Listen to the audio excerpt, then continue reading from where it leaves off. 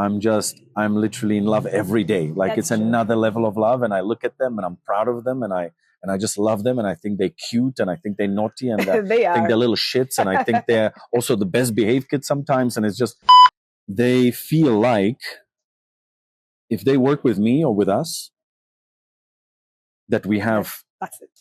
that we have the juice, that we have a magic touch. The value is not in your cash. The value is in your vision. The value is in your company. The value is in you as a person. Yeah. I mean, if this shit fails, we'll do something else. Something else. Hi. Hello. Introduce the world to who you are and what you do in this Cool. life. My name is Marek, Marek Fuchs. I am the MD and co-founder with Jullz at Centric Entertainment. And yeah, happy to be here. I think that's it. How did you find yourself within this entertainment scene in Africa? It's been a long journey. It's been a long journey. I think maybe it's summed up by an article in a Czech magazine in Czech Republic, because I'm like from the Kisumu of Czech Republic, of Kenya, like, and it's very different. And this article, the headline of the article, which is like an in-depth interview, was the unusual life of Marek. Yeah. Which is, I don't know how I ended up here, frankly. I mean, I did end up here because of my mom. That's for sure. Because that's where the journey started in South Africa in 1996.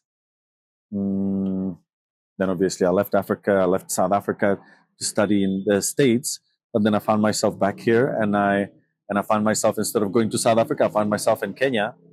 And then how I found myself in the entertainment industry. Is it something you knew you would end up doing? Never. Or did the journey just... Never, because I lived in Los Angeles for 7 years. Like, if I was going to do entertainment, I had it all laid out there for me to do it. Yeah. In the capital of entertainment globally. But I didn't, because I never thought... But I have something like you in the past, where at college I came across... I was working in Santa Monica, because I studied for a couple of years in Santa Monica College before I went to UCLA. And I was walking past this like glassed out bar on Santa Monica Avenue, Frank. Yeah, that was it. Mm-hmm. And I'm seeing this guy DJing, but in front of his decks, he's got like 4 or 5 drums. And he's spinning and drumming into it. And I was just like, what? That looks fun. So I just walked inside that place, inside the bar, walked right up to him, was just like looking at him like this, and he was just sweating and spinning and like incredible drummer. Yeah. And then he finished playing, and I was still there, and I was like, and I remember asking him like, I need to where are you playing next time? And he's like, I don't know, bro. I'm like, what? You don't know? You're not on like, Tuesday here, Wednesday here, Thursday here, Friday here. I thought back then, I was like, I mean, you should be playing everywhere. Everywhere. Dude. I mean, it's insane. The world needs to see you.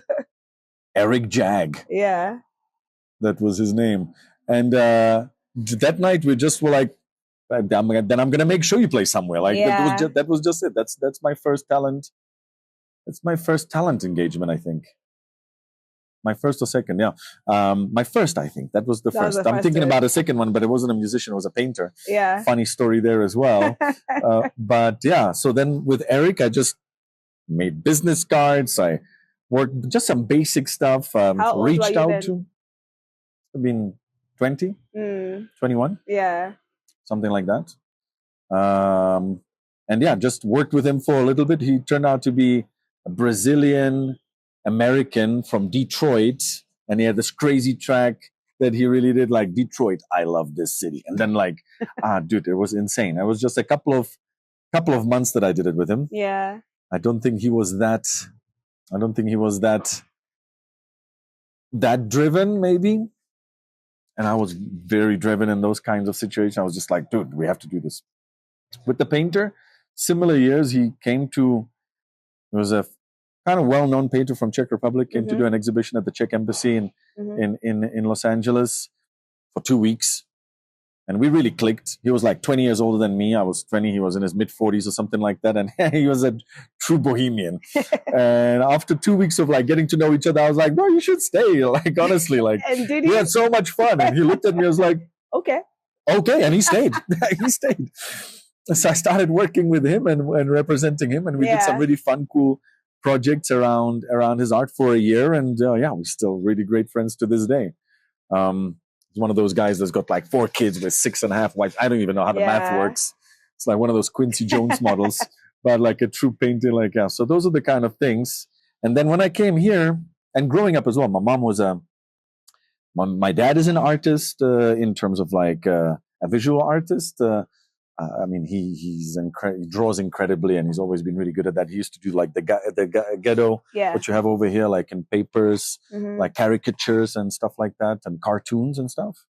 And Mom was a manager in a theater that was very active during the revolution and participating in the revolution. So I grew up in a theater. I was the last born, third born, 6 years after my sister, who was the second born. They clearly weren't planning. They clearly weren't planning on having a third baby, but there I am. So they were like, third baby, whatever, you'll survive. Like we spend our energy on the first two. So I was just with my mom in the theater, basically, and surrounded by these people that turned out to be some of the biggest theater artists, some of the biggest actors.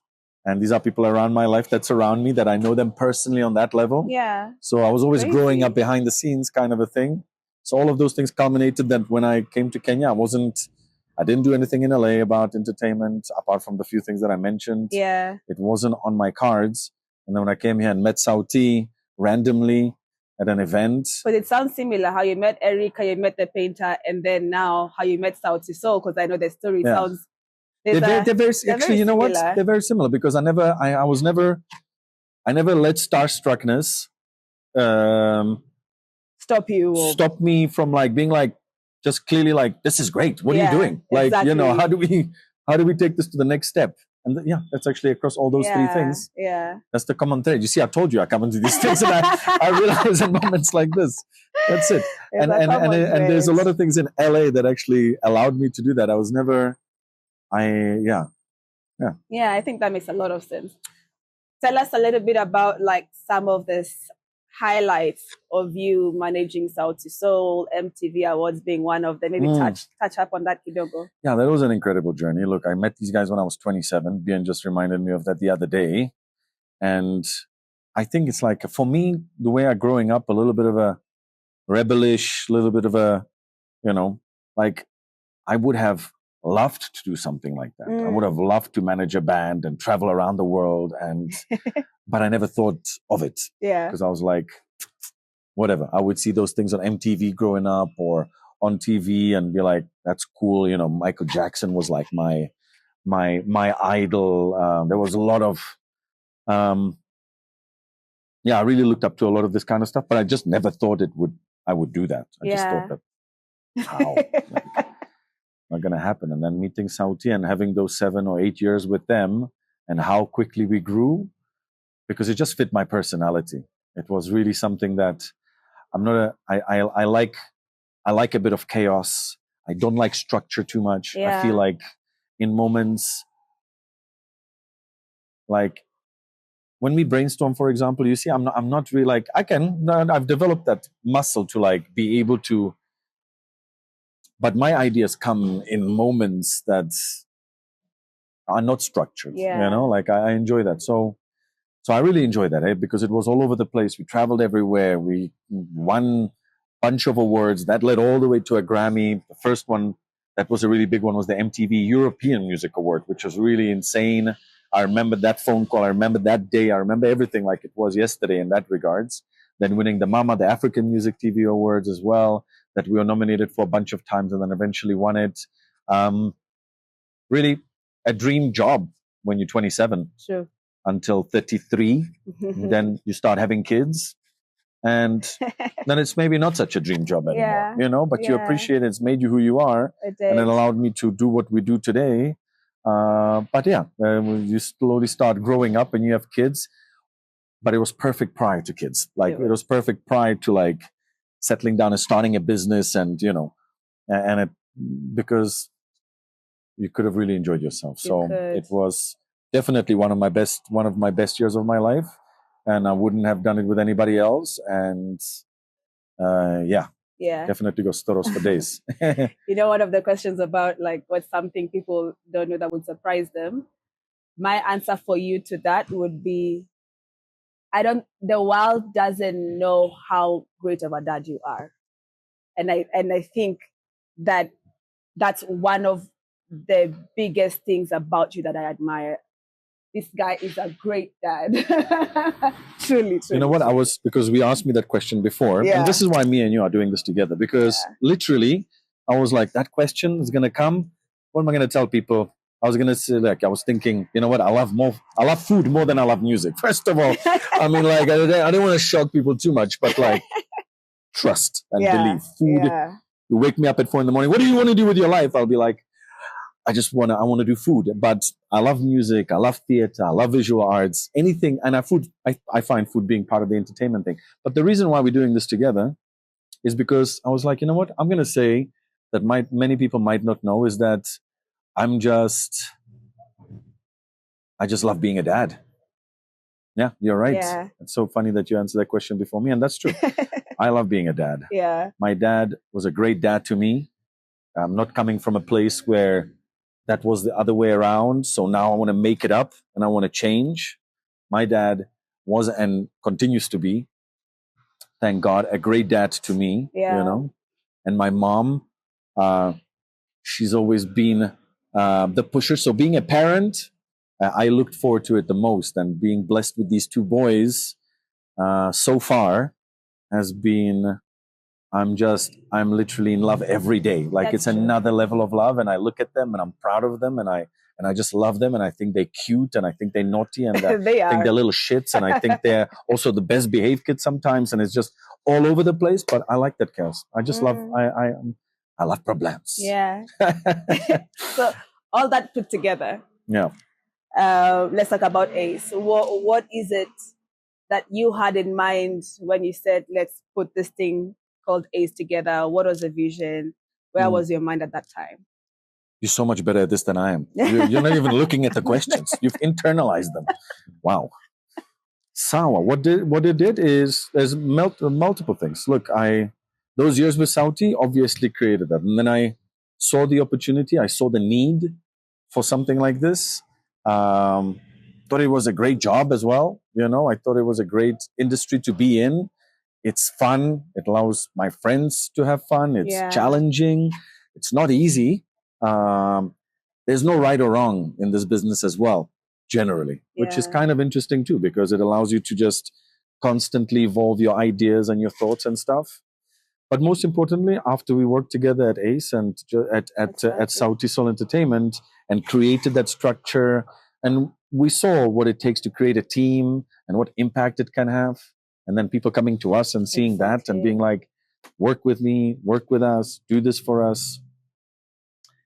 It just was a natural progression. It wasn't anything. That phone call that I gave you when I was in Joburg, when everything was parting ways, I was like, first of all, I wouldn't want to do it with anybody else, because when we met, and that's why you finish questions for me to this day. You answered my question about like what people don't know about me, and I was thinking about that, and that's just how it started right from the beginning. So, you know, like you said, it's not what journey you're going on, it's who you're going on it with. And from that moment when I gave you that call in Joburg, from that moment when I asked you to join us at Saudi Soul Entertainment, to that moment when I asked you to join me on a very personal journey of what our rest of our, or big chunk of our lives would be, maybe the rest of our lives will be, who knows. Just thought it was a natural progression. I think there's a need for this. I think Ace is a unique company here, maybe not globally. We're not trying to reinvent the wheel, but we are trying to professionalize the wheel over here. We're trying to make it profitable. We're trying to make it entertaining. We're trying to make it fun. And that's the most important thing, I think. And that's always been our culture. It is. It's always been our ethos. And yeah, I'm just looking forward to the future, honestly. That's what gets me out of bed every day. Yeah. Many people I know in our DMs, in your DMs all the time, you know, Marek, sign me. What does it take to get onto Ace? And I'm sure people wonder how have you gone about identifying the talent that we work with? And even more essentially, how do you go about like nurturing a talent once you see them? Yeah. And a lot of these people that you mentioned, they feel like if they work with me or with us, that we have That's it. that we have the juice, that we have a magic touch. There's a little bit of that because we love what we do. That's the most important thing. We have good experience. Yeah. We have a good track record behind us. We have the connections, and this business is all about that. So we can put people in front of people fairly easily, and that is partially yes. But otherwise, I don't have a crystal ball. I don't look at a talent. That's not my forte. I don't look at somebody super early on and see their talent, and then I know that with 90% or 100% or 90 or 80% chance, they're going to make it. It's not how it works because it is a relationship. Yeah. And it takes two to tango. That's true. And you can see it from the roster that we have, the people that, and from our history, people who want to work together and make it work, then it generally works. Yeah. Because we have what I said we have, right? And if that matches with the talent, and they are pushing for themselves and they are fighting for themselves and we working as a team, that's what works. So it's not like this person is going to make it. You can never know. Yeah, there's some indices of like, these people are great. Yeah. But what we select and how we go about it, most of the time it's, is this a good person? Is this a person you want to work with? Sometimes I don't want to make it about me and what I feel. Sometimes I'll be like, you know what? Not 100% my person, but you guys, that's not about me. You guys, we have talent managers at ACE that can handle those people day on day basis. And so, yeah, it comes down to teamwork, and that's the most important thing. Yeah. And you never know really what that, with Sauti, it was us five together. We could complement each other if we were making music or if we were, I say it often, selling shampoo or a food company. It would have been fun. And this is what happens over here as well. We can, I think we can run a restaurant. We can run an entertainment business. We can run a factory if we need to, because we all have these skills that in this team really complement each other. So short and long to kind of answer that question, there is no secret sauce. There's obviously the industry knowledge, there's the industry experience. But what we look for is people who are hungry, people who are genuine, people who are doing this for the right reasons, people who are looking to work as a team, and people who are willing to take chances and risks with us and go on that journey. Again, it's not about, I'm going to do this a lot more. It's not about what you do, but who you do it with. Who you do it with. So in the process of doing this thing that we do called ACE, it's been almost 5 years. What top two highlights? Top two highlights. Top two highlights. Oktoberfest is definitely shared amongst me and you. Yeah. That was a really great. That was a really great, just idea to life experience. And whatever you put your mind to, you can do it, because we talked about doing a festival, but maybe 3-4 because it seems big, like just starting a festival. But all of a sudden, and it was a great partnership with Tusker and the people that we worked with at Tusker as well. Yeah. It was a great partnership with Mutula and Kags and AJ and all these people that it was really fun. And it was like, wow, we can do something like that. And that just gives you more ammo as you grow and as you become more of a professional in the field that you are. Those are the moments that make you think we can do whatever. It's really possible. We can do kind of anything. So that was one.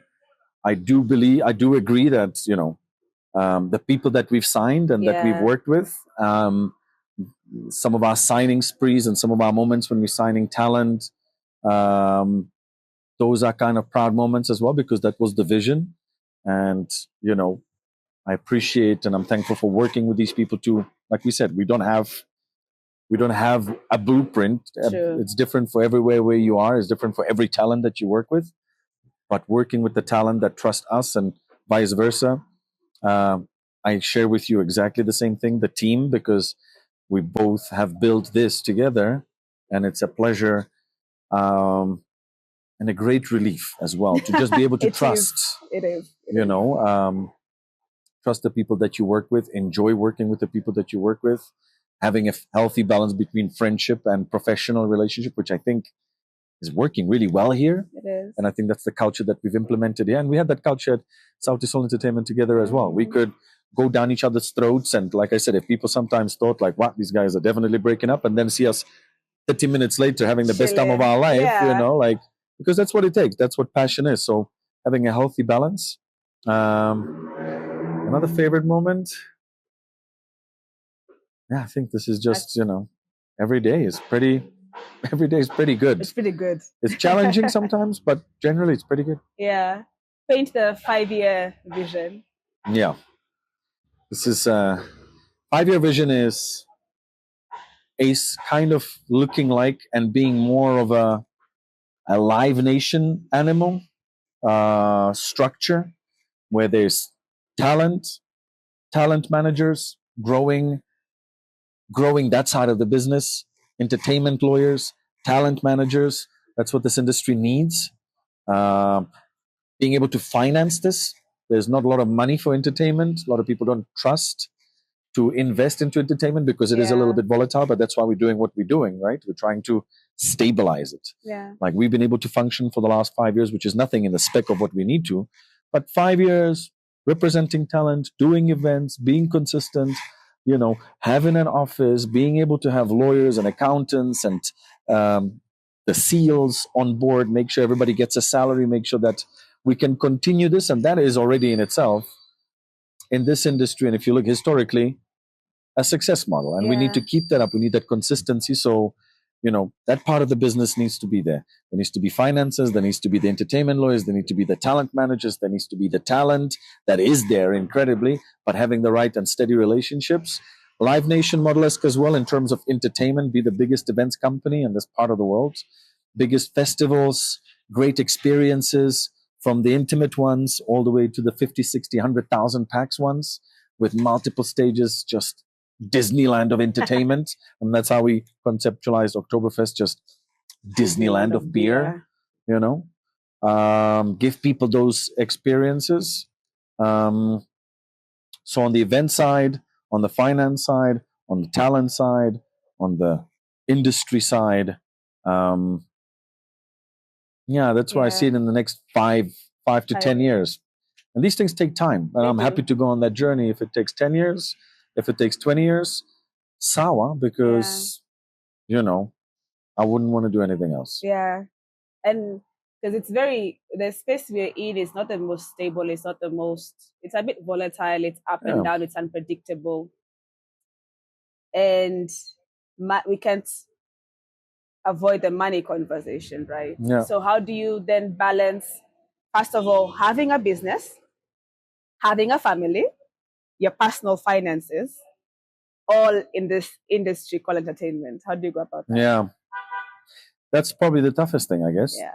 I guess that's the toughest thing. And I think that's been a tough thing for, there's so many variables in this, how people pay, when they pay you, if they pay you, the beginning of the year, which is traditionally slow in our industry. Yeah. So managing all of that, that's probably, but in any business, I think that's the toughest thing. And yesterday somebody was saying that like growth, like exponential growth is a business killer. It's dangerous. It's dangerous. It's dangerous. And you would never think that when you're like, wow, my business is growing. I've got more clients. I'm doing more things.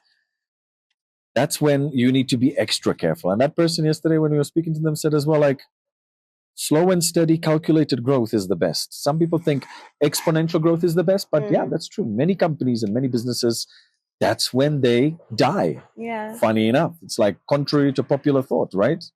It's because when you grow too fast, and we've had a spur. We have grown really fast, like from the talent that we signed, to the events that we have our hands on, to the relationships and partners and businesses.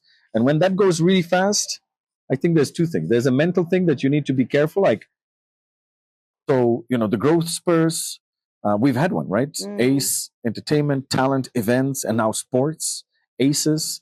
It felt like immediately within sports, we were dealing with some of the biggest stars, some of the stores. biggest events, right? And I think that's okay, because our offering, our plan, our campaigns, our vision does deserve that. It didn't come because we got ourselves because of favorism. No, it was natural. We pitched, and people like what we pitch because that's what we live for, right? So there's that. There's also like making sure that the company can also support that growth. Yeah. All of a sudden, we probably needed to double pretty much, or triple, if we're realistic. But that doesn't always work because, as you said, the industry is a little bit volatile. So to answer your question, just trust the process. Trust the process, and don't judge yourself too hard when you find yourself with almost a zero balance in your account, because the value is not in your cash. The value is in your vision. The value is in your company. The value is in you as a person. Yeah. I mean, if this shit fails, we'll do something else. Something else. But it's not. And if it does, that's okay too. Yeah. There's 90% of companies are bound to fail. Yeah. But as long as, like you said, you're doing it with the right people, with the right intentions, I think the logos, and that's my stoic kind of stoic philosophy, is the logos will favor you. If you're a good person, working hard, doing what you need to, there's going to be ups and downs, and that's cool, and you just have to work with that. You have to count with that. Those lows are what motivates me actually most. When I'm at the top, that's when I get lazy. At the lows is when I start being creative, and I start being, so the lows are a necessary part of the journey. Yeah. And if you never have lows, if it comes, it might crush you. And I've had a lot of ups and downs in my life, so I'm cool with that. You're cool with it.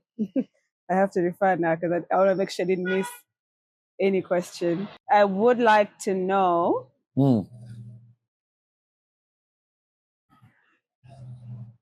So they say besides Sauti Sol, but then the question would be, who's your favorite, some of your favorite African artists right now? Who are you vibing to? I really like Java from South Africa. Yeah. I really love Chris Kaiga. I really love Fee. I like Nikita Kering. I like Stromae, but first to himself was Belgian, but I see him more as Rwandese.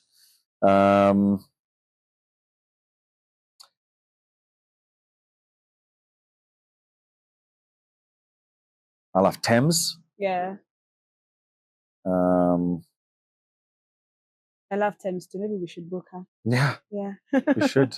I like Thames too. Big fan. Yeah. I mean, I could have prepared for that question, but these are the ones that come to mind automatically. And yeah. Okay.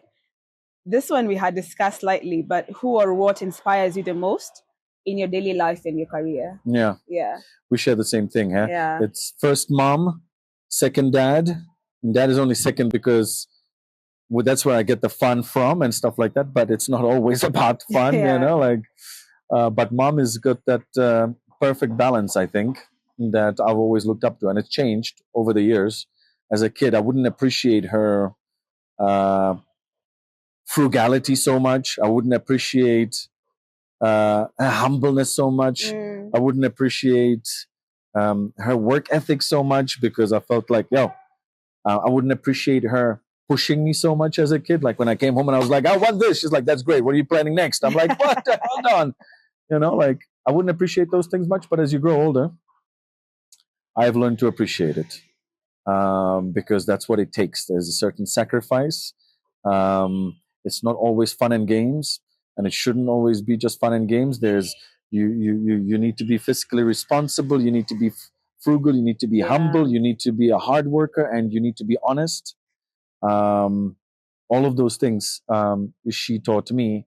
And my dad, why I say number two, is because all of that is with him as well. But he was a little bit more of the fun one who I really appreciated at the beginning. Like dad was just God to me. Funny, gentleman, funny guy, a super successful guy. So yeah, that combination, and I think I get both of the best of and both of the both. worst Yeah. worlds from them as well, Yeah. which is that funny combination. But I think hopefully it's gonna be a good combination. I'm so Perfect far having blend. fun with it. Yeah. It's And working. it's working. Like I said, everything has its It's ups and working. downs, but I love that mix. Yeah. Actually. Is So there a number 3? You said one mom, 2 dad. Is there a number 3? is there a number Or 3? inspiration. I'm shooting off the cuff over here, but that's why I work with you, because Yeah. I think I look at you a lot of the times and I'm like, what would Jullz do? Because I don't, it's not easy always dealing with somebody like me who is not that predictable, who's not that structured, and you do it so well. Yeah. And I love that about you, that Thank you. that you have my back, and I know that you always have my back, and I know sometimes you probably struggle with it, but I don't think at the end of the day you do.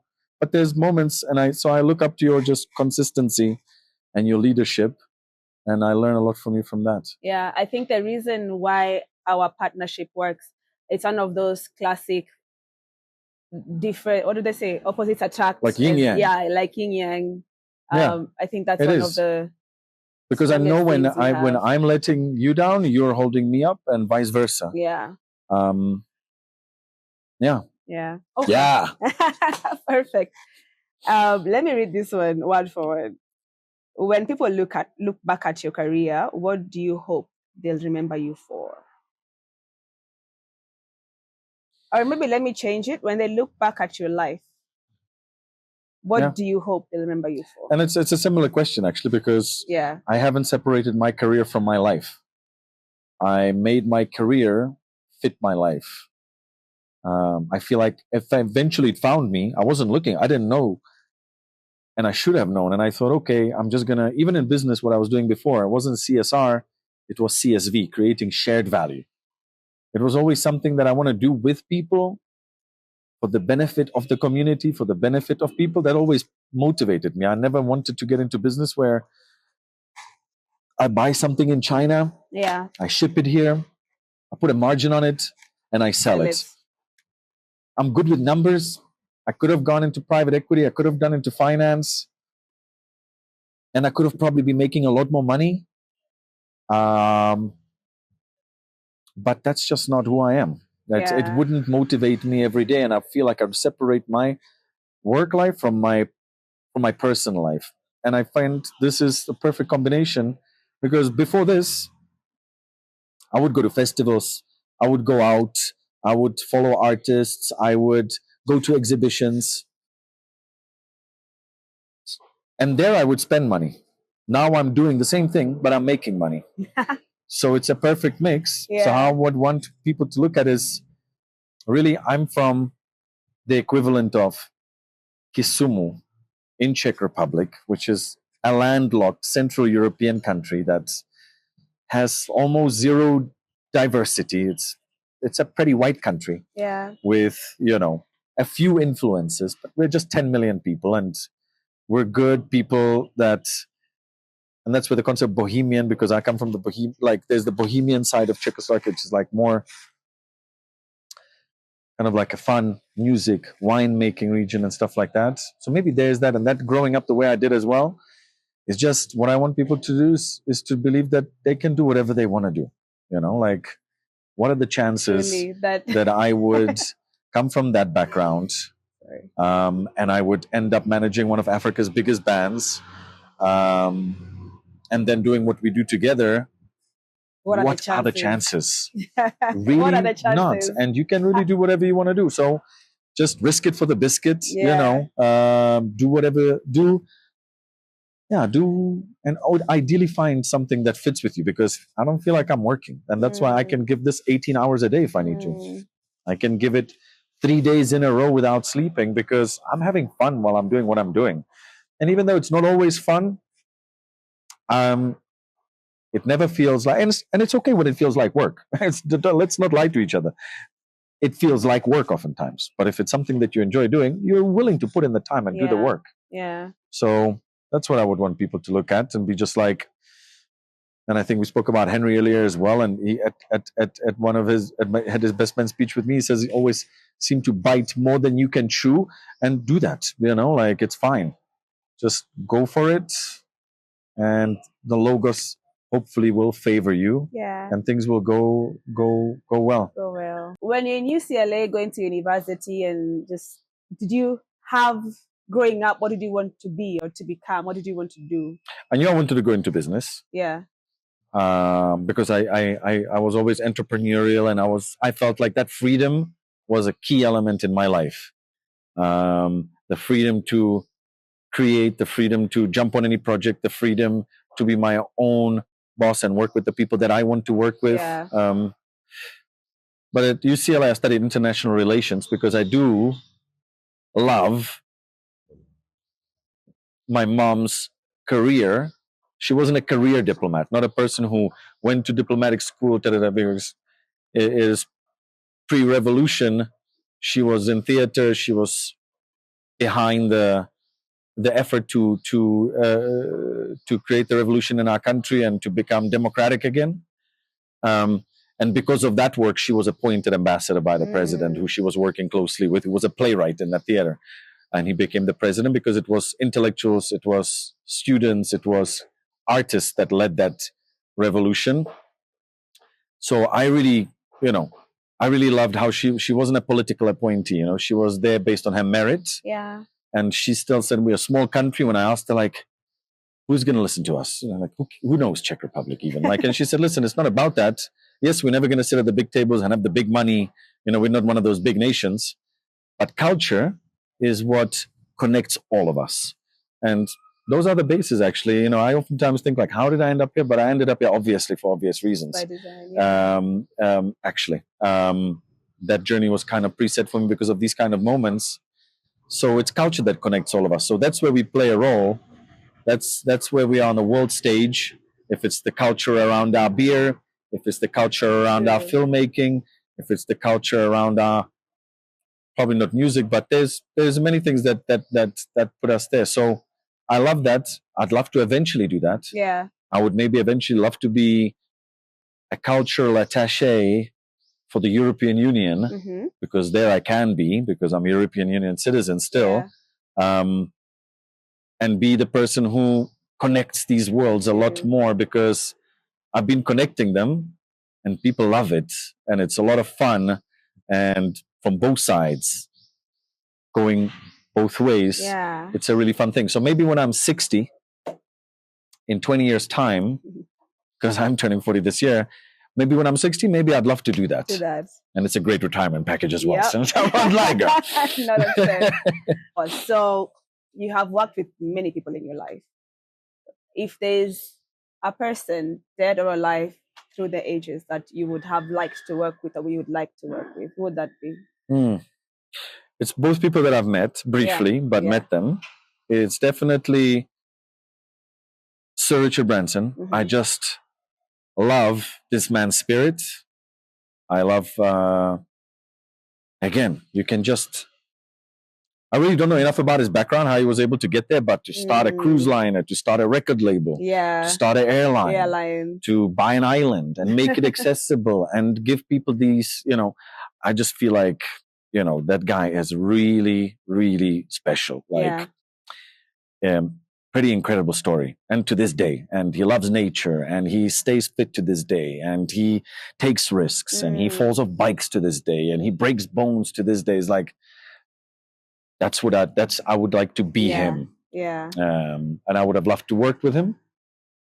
Quincy Jones as well, just his story in terms of music. I would have loved to have learned a lot more about the musicality, about just his life story is incredible. The lives of musicians that he's touched. So Quincy Jones, Sir Richard Branson, and I want to continue working with you. Yes, girl. It's a wrap. It's a wrap. Oh, good one.